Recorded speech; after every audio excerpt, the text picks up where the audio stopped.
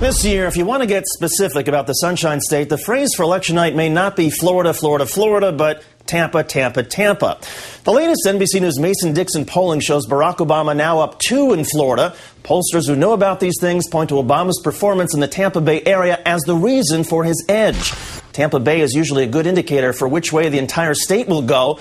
And in that internal poll, Senator Obama leads Senator McCain by 6, 49-43. And in our number 2 story, before he went underground to prepare for Friday's big debate, Barack Obama, who was doing his homework in Florida, sat down with the Today Show's Matt Lauer to talk about, among other things, what he sees as deal breakers in the proposed financial market bailout.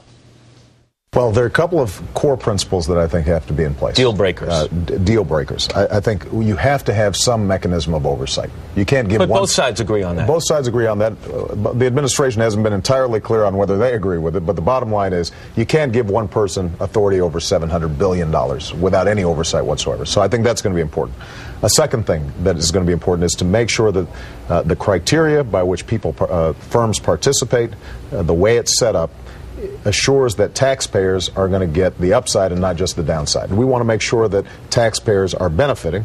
Third principle is it can't be simply a bailout for investors, CEOs, shareholders. They've got to take a hit for the bad decisions that they make. But how much time do you have to vet this? The talk is this has to get done within the next week or 2 weeks. Right. If you're lucky enough to be elected president, and it turns out this plan has flaws, they're not going to want to hear from you. We were rushed into this. They're going to say, you voted yes, pal. It's yours. Well, this is why we've got to think about this in 2 phases. We've got a short-term crisis that has to be dealt with in a bipartisan fashion, and then we've got a long-term structural set of problems that we've got to deal with.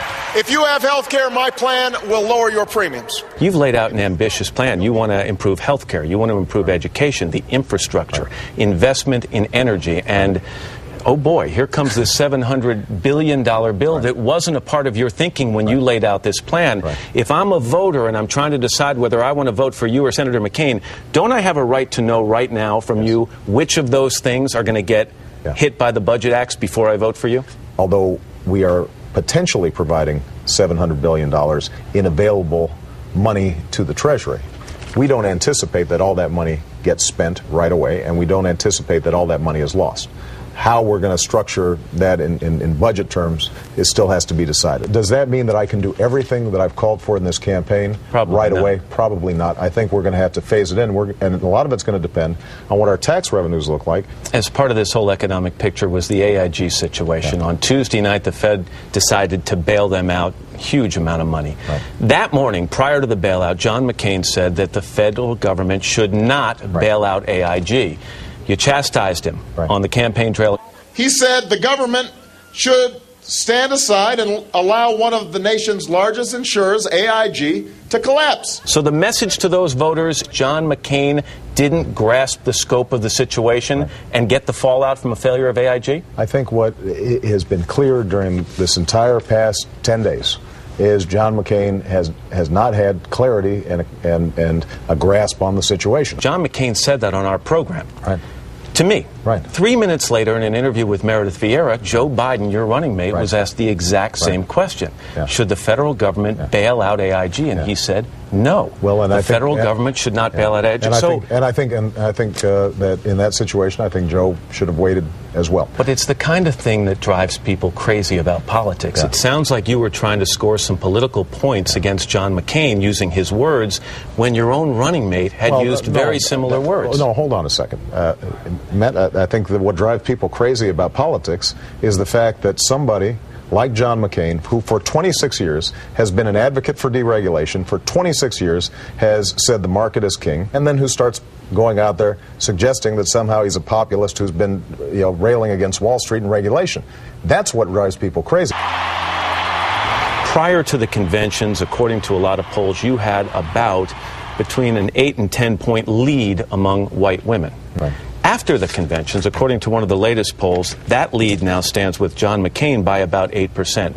How can you not sit around in a room with your top advisors and rethink the idea of putting Hillary Clinton on this ticket? Yeah, listen. I am a great admirer of Senator Clinton's, and she has been extraordinary in her support of our campaign. She's been campaigning with me. I talked to her yesterday about the situation with the bailout. She's a close advisor and hopefully will be that going forward. Joe Biden is also an outstanding public servant, and I am very proud of the choice that I made. If Sarah Palin has added enthusiasm and vigor to the McCain campaign, what has Joe Biden added to your campaign? What Sarah Palin, I think, has done is gotten a lot of Republicans who were unenthusiastic about John McCain more enthusiastic. But those probably were not my voters. And so that's part of what's happened. There's no doubt that you've seen more energy among Republicans. And that's fine. Here's the thing, though. Democrats, we've been enthusiastic for a long time. Matt Lauer's interview with Senator Obama.